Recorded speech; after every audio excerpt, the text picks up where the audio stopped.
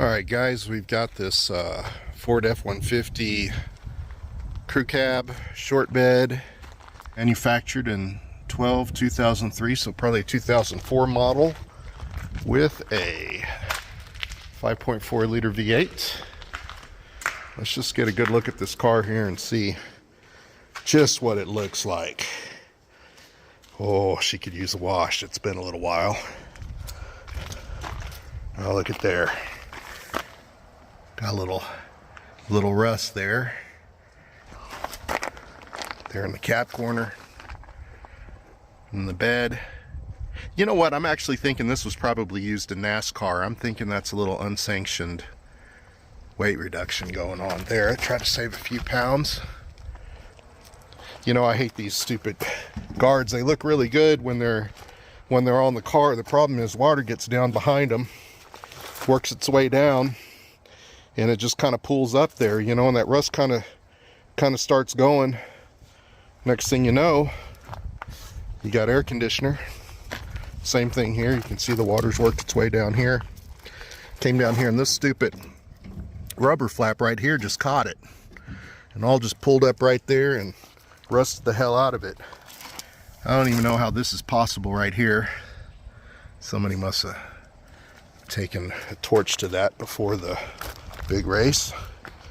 We'll get around here. This car hasn't been washed in a good while. Got a lot of hard water stains there. Listen to that.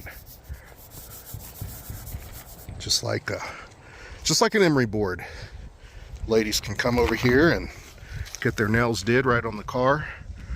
More rust back here. This side's a little bit better. Yep. There you go right there. Yeah, the truckers know what that is right there. That's where you let your old Gatorade bottle out. And for 2003, she's got a lot of rust. So, oh, look at this. This is something else here. Which way's the gym, guys? Yep. Yep. Gym's that way. In case you ever have some clothes, you can hang them right there. So, chief complaint here is this thing's not starting. It is a Ford. For you guys that don't know, that means found on road dead. And what we need to do is figure out what's going on. So it's not starting, but they say it's slow to start. They'll put the old jumper box on there and she'll get started. Let's see if she'll start first all. It's been sitting here a few days. I didn't have a chance to look at this when they dropped it off. Oh, she's dead. There's nothing there. And we got the old booster back hooked up. Let's see if we get anything now. All right, she's starting right up. Let's get a look here. Looks like we got a check engine light. It looks like the battery's charging. See how she sounds. Sounds pretty good.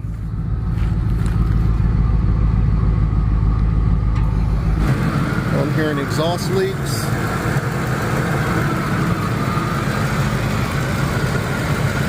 Valves sound good. All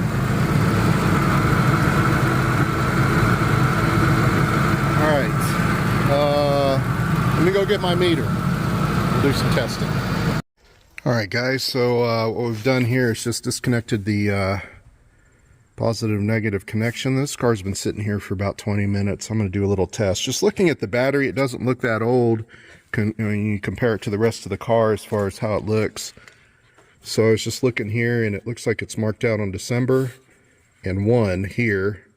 I'm just going to guess that this was replaced in December of 21. I need to ask them and see if that's the case. You can see just how freaking corroded this thing is from getting drawn down. So let's test the voltage. It's been sitting here 20 minutes.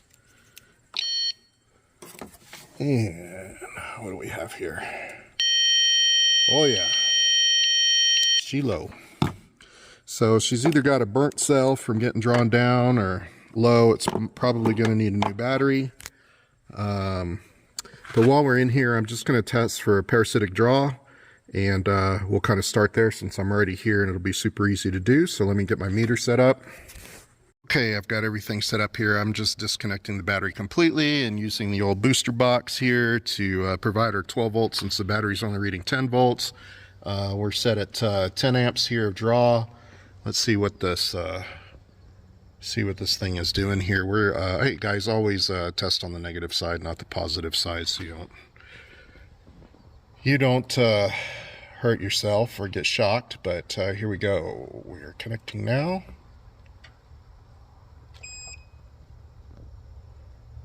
Okay, you can see there, that's 15. This car is completely turned off and it's sucking 15 amps. So yeah, that's definitely the problem. So we need to go track that down and figure out what's pulling the battery, juice from the battery. Also, I don't have a lot of hope for it, but I'm gonna go ahead and charge the battery overnight at a low trickle charge and see if we can get it to come back.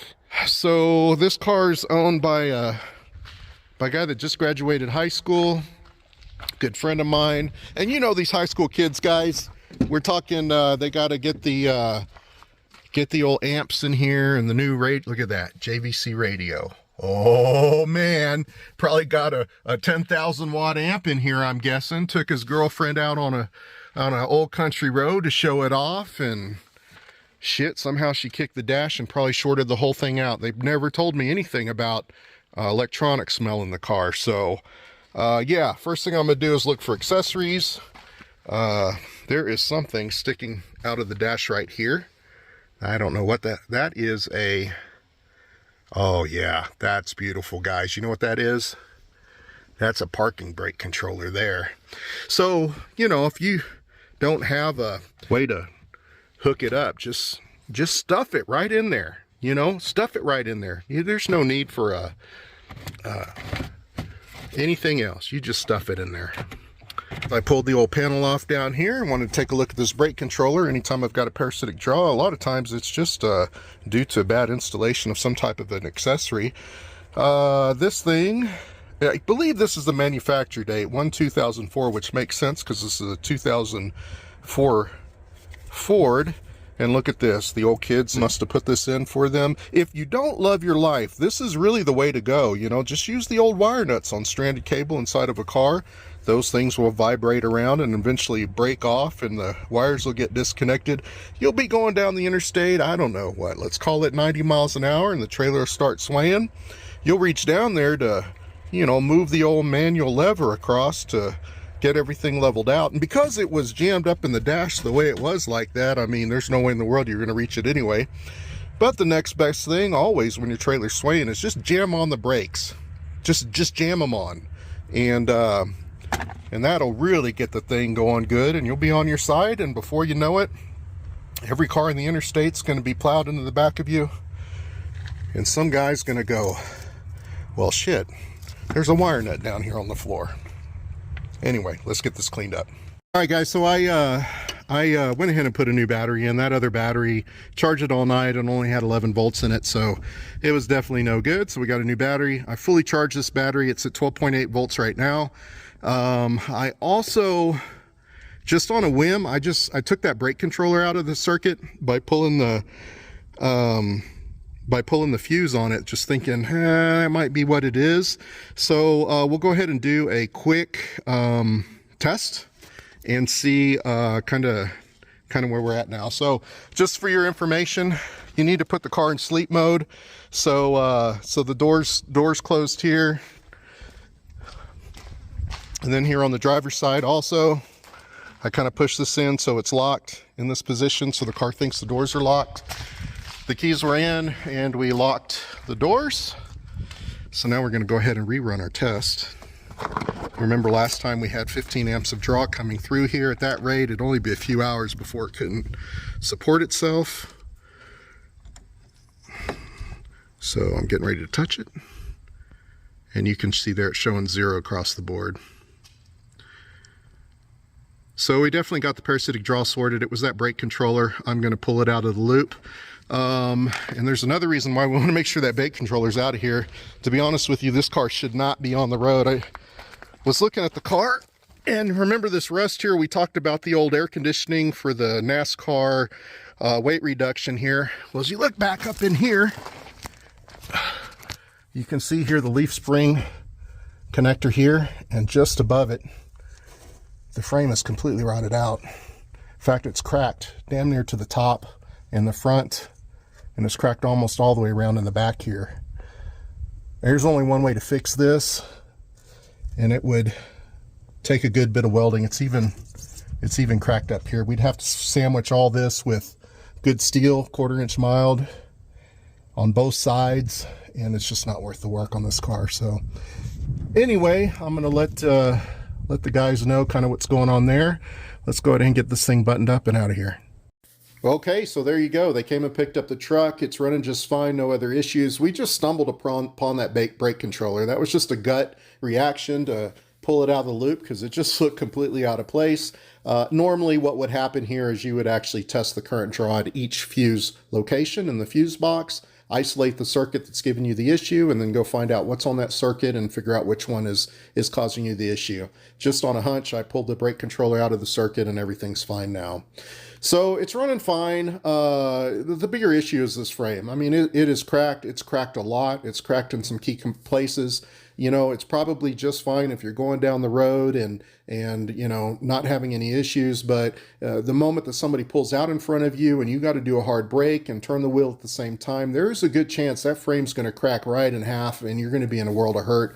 Could kill yourself or somebody else. So the best thing to do is take this truck off the road. Which is a shame because it really runs pretty good. It's got 264,000 miles. It's running pretty good. The tires look good. There doesn't appear to be any front end issues. It's braking okay. AC's cold. Everything seems to work pretty good. So anyway, that's just how it is sometimes. So if you like what you saw, please like, share, and subscribe. Thank you guys for being on my journey.